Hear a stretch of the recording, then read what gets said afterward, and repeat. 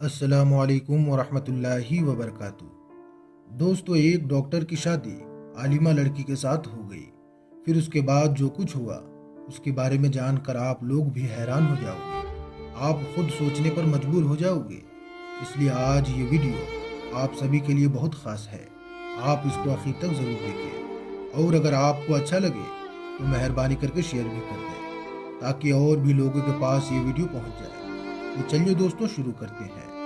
दोस्तों, हैदराबाद के किसी इलाके में एक डॉक्टर की शादी आलिमा लड़की के साथ हो गई। शादी के 2 साल के बाद डॉक्टर साहब के घर में पहला लड़का पैदा हुआ, यानी कि घर में पहला बेटा पैदा हुआ। तो ये देखकर आलिमा बीवी ने अपने शौहर से कहा कि हम अपने इस बेटे को दीनी तालीम दिलाते हैं। मेरा शौक है कि हमारा ये बेटा आलिम बने। तो यह सुनकर डॉक्टर साहब ने अपनी बीवी से कहा कि इसको दीनी तालीम दिलवा कर क्या तुम इसको मौलवी बनाकर क्या तुम इसको भूख से मारना चाहती हो?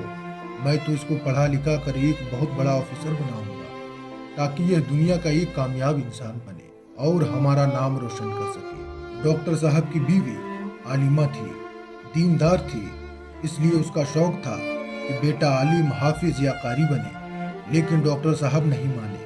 खैर, उसके बाद 2 साल का वक्त गुजरा कि डॉक्टर साहब के घर में दूसरा बेटा पैदा हुआ। इस बार आलिमा बीवी ने फिर से जिद की कि वो अपने इस बेटे को आलिम बनाएगी, मगर डॉक्टर साहब इस बार भी नहीं माने और कहने लगे कि वो अपने इस बेटे को बहुत अच्छे स्कूल में दाखिला करवाएगा। दोस्तों, उसके बाद में 2 साल का वक्त और गुजरा कि इनके यहाँ तीसरा बेटा पैदा हुआ। आलिमा बीवी ने इस बार भी बहुत जिद की और कहने लगी कि अपनी आखिरत के लिए कुछ तो सामान इकट्ठा कर लो और अपने बेटे को दीनी तालीम दिलवा दो। मगर डॉक्टर साहब इस बार भी नहीं माने और एक ही रट लगाते रहे कि क्या अगर इसको वो दीनी तालीम दिला देगा तो ये खाएगा कहाँ से, किस तरह से इसकी ज़िंदगी गुजरेगी। इस तरह से डॉक्टर साहब इस बार भी नहीं माने। खैर दोस्तों, कुछ दिनों के बाद में डॉक्टर साहब के घर पर चौथा बेटा पैदा हुआ। इस बार आलिमा बीवी ने ज़ोरदार जिद पकड़ ली और आखिरकार इस बार डॉक्टर साहब को बीवी की बात माननी पड़ी और फिर इस बेटे को बड़ा होते ही एक अच्छे मदरसे में दाखिला करवा दिया। फिर वक्त का पहिया घूमता रहा। डॉक्टर साहब के पहले तीनों बेटे दुनिया की पढ़ाई करने के बाद आला सरकारी ओहदों पर बैठ गए, मगर इनका चौथा बेटा दीनी तालीम हासिल करके हाफिज, कारी और आलिम बन गया। एक दिन डॉक्टर साहब अपनी आलिमा बीवी के साथ में घर में अकेले बैठे थे। उसमें डॉक्टर साहब ने मजाकिया अंदाज में अपनी बीवी से कहा कि तुम्हारे तीनों बड़े बेटे सरकारी नौकरी में लग गए हैं और आज अच्छा खासा पैसा कमा रहे हैं और तुम्हारा छोटा बेटा मौलवी बन गया है। अब वो जहाँ जाएगा उसके पूरे महीने की तनख्वाह तुम्हारे बड़े बेटों के हफ्ते की तनख्वाह के बराबर न होगी। फिर डॉक्टर साहब अपने आलिमा बीवी से कहने लगा कि तुमने अपनी मर्जी करके बहुत बड़ी गलती कर दी है और मुझे मालूम है कि आज तुम्हें भी अपने फैसले पर पछतावा हो रहा होगा। बस तुम इस बात को बोलकर नहीं कह रही हो। शौहर की इस बात को सुनकर आलिमा बीवी ने कहा कि मुझे तो बिल्कुल पछतावा नहीं हो रहा है। आप सोच रहे होंगे मेरा फैसला गलत है, जबकि मैं सोच रही हूँ कि आपका फैसला गलत है। हम दोनों में से कोई एक तो गलत ज़रूर है और मैं मरने से पहले इस बात को आपके सामने लाना चाहती हूँ कि हम दोनों में से कौन सही है और कौन गलत है। फिर बीवी कहने लगी कि चलो आज मैं आपको दिखा ही देती हूँ कि हम में से किसका फैसला गलत था। आज मैं आपको चारों बेटों का इम्तिहान लेकर दिखाती हूँ कौन सही है और कौन गलत है। फिर दोस्तों, उसके अगले दिन शाम के वक्त में आलिमा बीवी ने अपने बाल बिखेरे और अपना थोड़ा दुपट्टा फाड़ लिया और अपने चेहरे पर 1-2 नाखूनों के निशान भी मार लिए और घर के आंगन में बैठ गई और रोने लगी और अपने शौहर को घर के अंदर कमरे में छिपा दिया। फिर थोड़ी देर के बाद में उसका पहला बेटा घर आया। घर आकर अपनी माँ को इस हाल में देखा तो वो आग बबूला हो गया और पूछने लगा, मम्मी आपको क्या हुआ है? तो अम्मी ने बताया कि तुम्हारे अब्बू ने मुझे बहुत मारा है।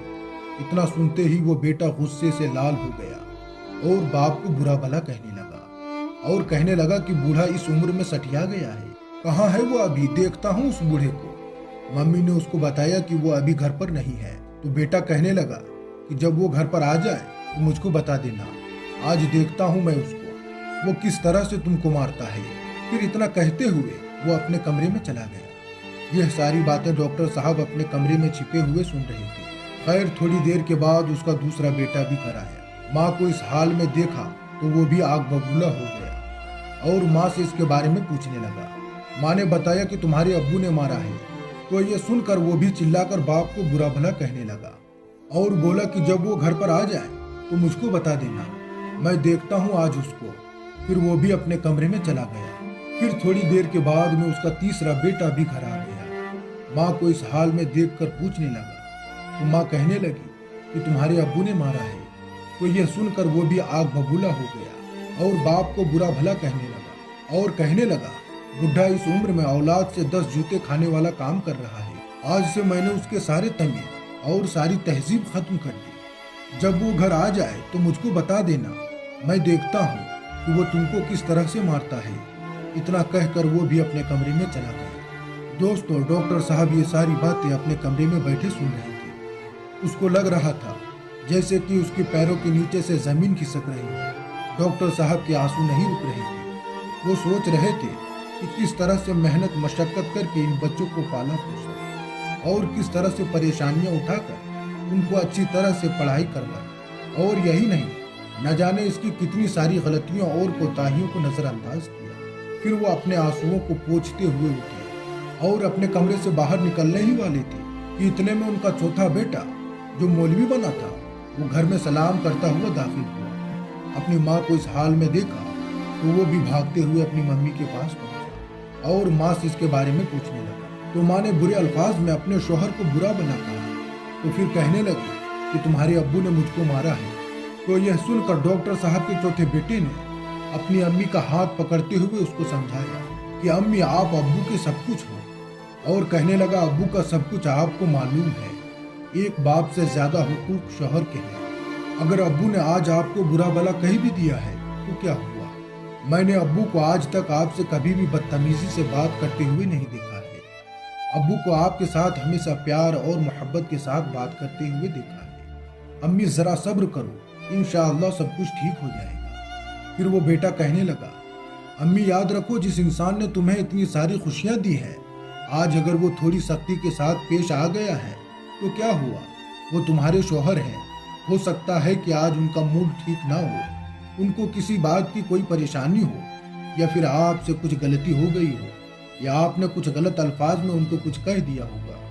मम्मी जरा सोचो, अब्बू कितना ख्याल रखते हैं। आपको याद है आज से 3 साल पहले जब मैं मदरसे में था तो उस वक्त आप कितना सख्त बीमार हो गई थी। उस वक्त किस तरह से अब्बू ने आपका ख्याल रखा था, कितने दिनों तक आपको खाना बनाकर खिलाया था, और यही नहीं बल्कि आपको कपड़े भी धोकर दिए थे। अम्मी, ये सब आप ही ने तो मुझको बताया है कि मैं इस दुनिया की सबसे खुश नसीब औरत हूँ जो मुझे इतना अच्छा और इतना ख्याल करने वाला शौहर नसीब हुआ है। दोस्तों, अपने चौथे बेटे की इन बातों को सुनकर अब तो अम्मी भी अपने आंसू नहीं रोक पा रही थी, इसलिए फिर वो उसको गले से लगाकर रोने लगी। डॉक्टर साहब भी आंखों में आंसू लिए कमरे से बाहर निकले और उनके सामने आकर खड़े हो गए। फिर आलिमा बीवी ने अपने शौहर से कहा कि अब आप ही बताइए, मेरा फैसला गलत था या आपका फैसला गलत है? इतना सुनते ही डॉक्टर साहब ने अपने इस बेटे को गले से लगा लिया और फूट फूट कर रोने लगे। फिर आलिमा बीवी ने अपने शौहर से कहा, यह आला तालीम इंग्लिश मीडियम स्कूलों में नहीं दी जाती। माँ बाप के साथ किस तरह से पेश आना है, बीवी को शौहर के साथ किस तरह से पेश आना है, यह तो सिर्फ और सिर्फ कुरान और हदीस ही सिखाता है। माँ बाप के क्या हुकूक है, यह तो सिर्फ कुरान पाक ही बताता है। दोस्तों, आज डॉक्टर साहब को भी एहसास हो चुका था कि जिन बच्चों पर उन्होंने लाखों रुपए खर्च करके दुनिया की डिग्रियां दिलाई, वो आज सब कुछ बेकार है। फिर सोचने लगा कि काश मैंने अपने चारों बेटों को यह दीनी तालीम दिलाई होती। तो दोस्तों, देखा किस तरह से दीनी तालीम और दुनियावी तालीम में फ़र्क है, किस तरह से तहजीब के बारे में दीनी तालीम बताता है, माँ बाप क्या होते हैं और अपनी बीवी का क्या हक है और अपने बच्चों का क्या हक है, इन सब के बारे में दीनी तालीम में किस तरह से बताया जाता है। आपने देख लिया कि किस तरह से दीनी और दुनियावी तालीम में फ़र्क है। तो हमें भी चाहिए कि हम अपने बच्चों को दीनी तालीम से वाबस्ता करें।